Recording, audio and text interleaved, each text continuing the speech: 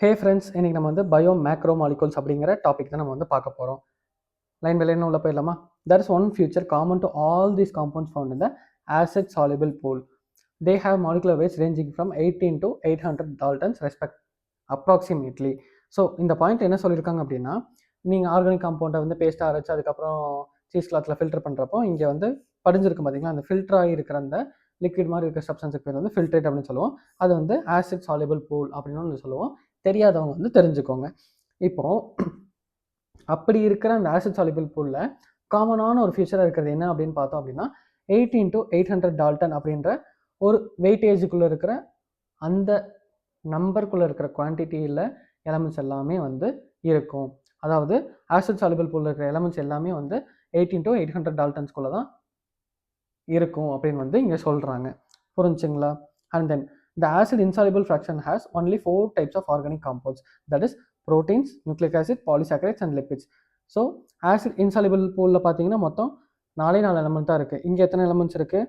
thousands of elements வந்து இருக்குது. இங்கே வெறும் 4 எலமெண்ட்ஸ் மட்டும் தான் இருக்குது. அந்த 4 என்னென்னது? Proteins, nucleic acid, polysaccharides and lipids. இந்த மாதிரி 4 எலமெண்ட்ஸ் தான் வந்து ஆசிட் இன்சாலிபிள் பூல் அதில் வந்து இருக்குது. These classes of compounds, with the exception of lipids, have molecular weights in the range of 10,000 Daltons and above. So இதில் பார்த்தோம் அப்படின்னா, வித் எக்ஸப்ஷன் ஆஃப் லிப்பிட் மட்டும் இதில் வந்து ஒரு எக்ஸப்ஷனாக இருக்குது. அது ஏன்றதை நம்ம பின்னாடியே பார்ப்போம். மிச்சம் இருக்கிற அந்த 3 சப்ஸ்டன்சஸ் பார்த்தீங்களா, ப்ரோட்டீன்ஸாக இருக்கட்டும், பாலிசாக்கரைட்ஸாக இருக்கட்டும், அண்ட் தென் நியூக்ளிக் ஆசிட்ஸாக இருக்கட்டும், இது எல்லாமே வெயிட் ரேஞ்ச், அதாவது டால்டன் வெயிட் ரேஞ்ச் படி பார்த்தோம் அப்படின்னா 10,000 to இல்லை 10,000+ அப்படின்னு இருக்கக்கூடிய ஒரு எலமெண்ட்ஸாக தான் வந்து இருந்திருக்கு அப்படின்னு சொல்லி தெரிஞ்சிருக்கு நமக்கு. ஓகேங்களா? அண்ட் தென் இங்கே for this very reason biomolecule, that is chemical compound found in the living organisms are of 2 types. So இப்போ உங்களுக்கு தெரிஞ்சு போச்சு, இங்கே இருக்கிறவங்க வந்து வெயிட்லெஸ்ஸாக வந்து சத்து சுண்ணாமான மாதிரி அந்த ஒற்றைக்குச்சி மாதிரி இருக்கிறான். இங்கே நல்லா போனீங்கன்னா கிரேட் களி மாதிரி ஹல்க் பல்குமாக நல்லா வெயிட்டாக இருக்காங்க. ஸோ இந்த மாதிரி இருக்கிறப்போ இவன் ஒல்லி இவன் குண்டு அப்படின்னு நம்ம பிரிக்கிறோம்ல, அதே மாதிரி இங்கேயும் வந்து இந்த ரேசிசம் வேலை பார்த்து 2 typesல வந்து பிரிச்சிருக்காங்க.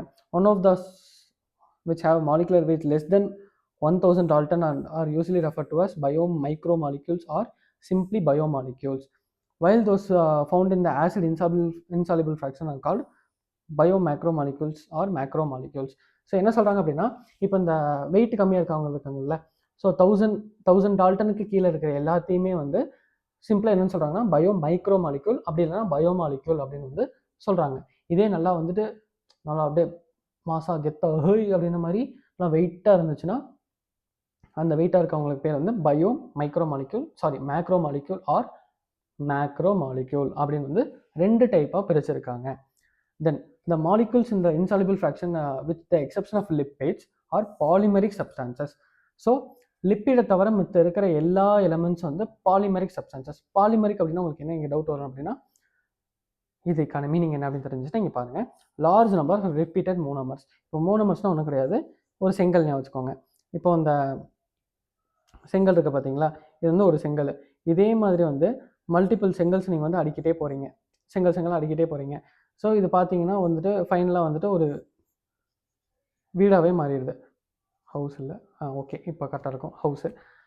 இப்போது அந்த வீடு எதனால் ஆகிருக்கு? ஒரு சின்ன செங்கல்ன்ற ஒரு பார்ட்டிக்கல் அது ரிப்பீட் ஆகிட்டே இருக்குது. அந்த ரிப்பீட் ஆக அது ஒரு ஸ்ட்ரக்சராக ஃபார்ம் ஆக அது ஒரு மேசிவான ஒரு ஸ்ட்ரக்சர் கொண்ட ஒரு வித்தியாசமான ஒரு எலமெண்ட்டாகவே மாறிடுது.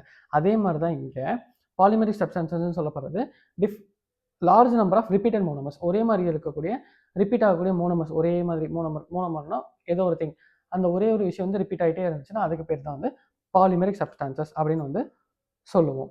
ஓகேங்களா?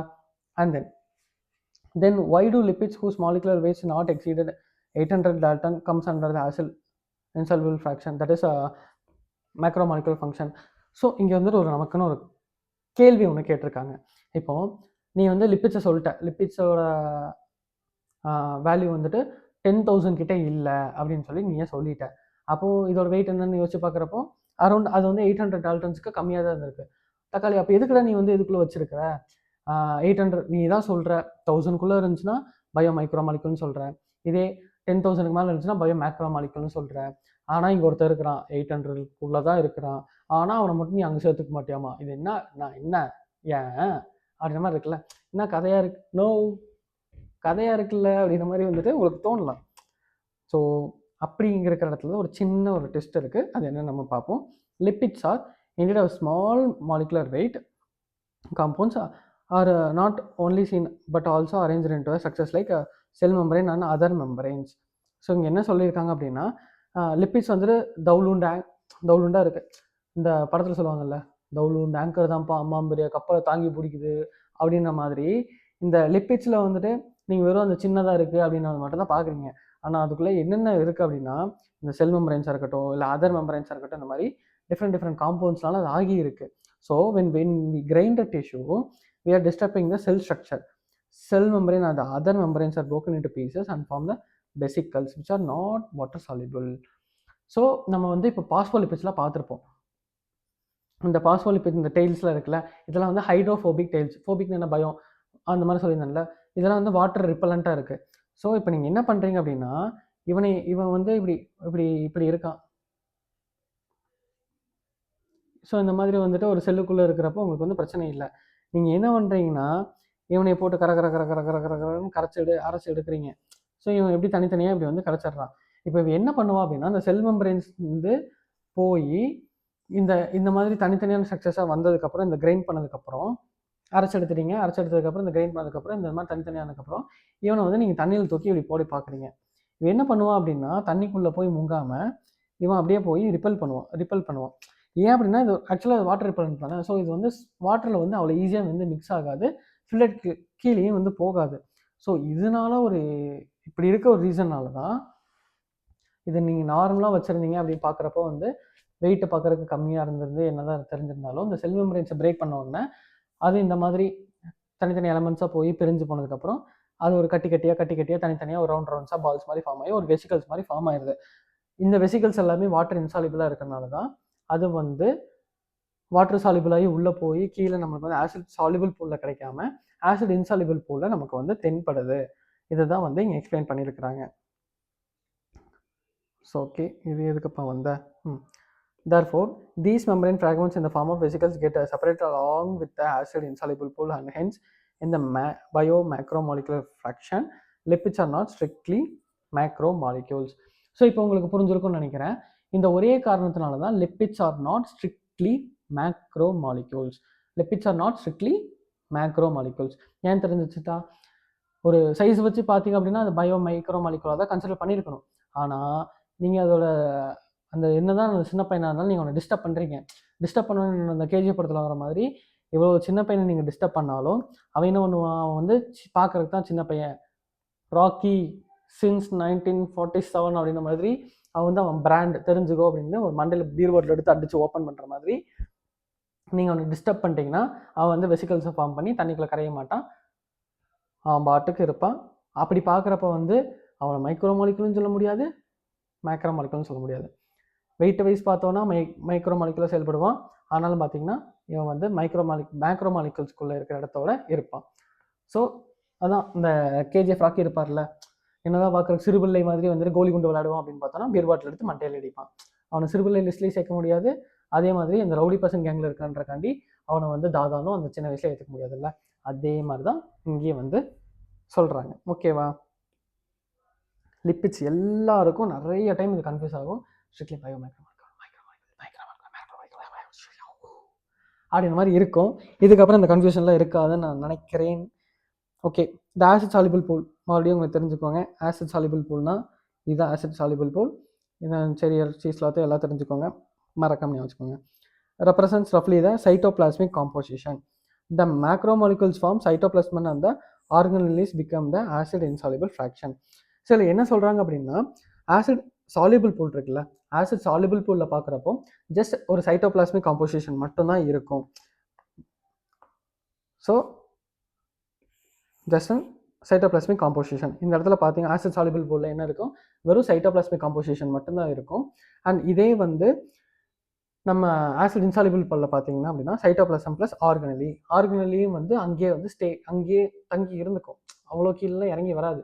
வெறும் அந்த லிக்விட் மாதிரி இருக்கிற சப்ஸ்டன்ஸ் மட்டும் தான் கீழே வந்திருக்கு. ஸோ சைட்டோபிளாசம் என்னது, ஃப்ளூயிட் மாதிரி இருக்கிற சப்ஸ்டன்சஸ் முன்னாடியே பார்த்துருப்போம். ஸோ அதனால தான் இது மட்டும் கீழே இறங்கி வந்திருக்கு. நீங்கள் மனப்பாடம் ஒன்றும் கிடையாது, ஜஸ்ட் லாஜிக்கலாக திங்க் பண்ணுங்கள். சைட்டோபிளாசம் வந்து ஒரு ஃப்ளூயிட் மாதிரி இருக்கிற நேச்சர். ஸோ அந்த ஃப்ளூயிட் எல்லாமே படிஞ்சு கீழே வந்துருச்சு. தட்ஸ் வை இது வந்து சைட்டோபிளாஸ்மிக் காம்போசிஷனை ரெப்ரசென்ட் பண்ணுது. இதே நீங்கள் இந்த இடத்துல பார்த்தீங்கன்னா சைட்டோபிளாசம் கூட இருக்கிற அந்த ஆர்கனல்ஸும் சேர்ந்து இருக்குது. ஸோ அதனால தான் இது வந்து ஆசிட் இன்சாலிபிள் ஃப்ராக்ஷனில் வந்து இருக்குது. போடு, இதுதான் நம்ம சிக்னேச்சர். சரி, ஓகே, அடுத்து போகலாமா? Together the represent the entire chemical composition of living organisms. So இவங்க 2 பேரும் சேர்ந்தானுங்க அப்படின்னா மொத்த chemical composition of living organism, ஒரு உயிரினத்துக்கான தேவையான எல்லா லிவிங் காம்போசிஷனும் இது ரெண்டுமே சேர்ந்து ரெப்ரசென்ட் பண்ணுது அப்படின்னு வந்து சொல்கிறாங்க. If in a summary, if we represent the chemical composition of living tissue from the abundance point of view, இந்த டேபிள் வந்து கொடுத்துருக்கோம், பார்த்து தெரிஞ்சுக்கோ அப்படின்னு சொல்லியிருக்கானுங்க. ஸோ இந்த டேபிளோட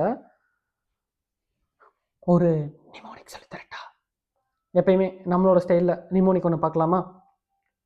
இப்போ வாட்டர் உங்களுக்கு எப்பயுமே தெரியும், வாட்டர் வந்து 72% ஆஃப் த வாட்டர், 70, 78 to 95 இந்த கவுண்ட்டை வந்து நீ இதை வந்து ரிமெம்பர் பண்ணிக்கோங்க. ஏன்னா வேறு வழி இல்லை.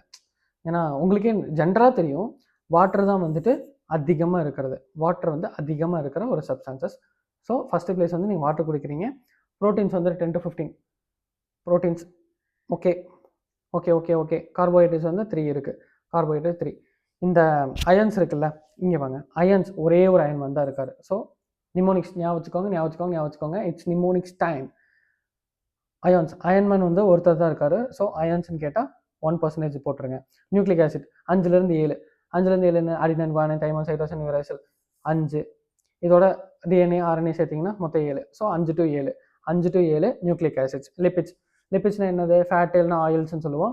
ஞாபகம் lipids is equal to fats or oils. So 2. Carbohydrates வந்து 3. ப்ரோட்டீன்ஸ் ப்ரோ லெவலில் இருக்கவங்கலாம் வந்துட்டு ப்ரோ லெவல்.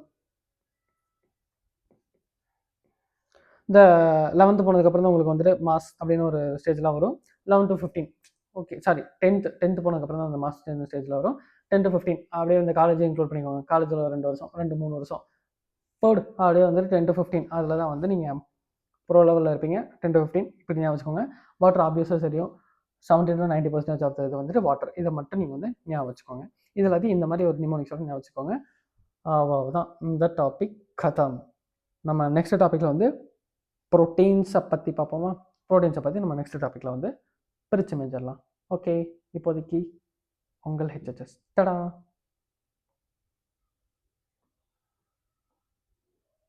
ஐயோ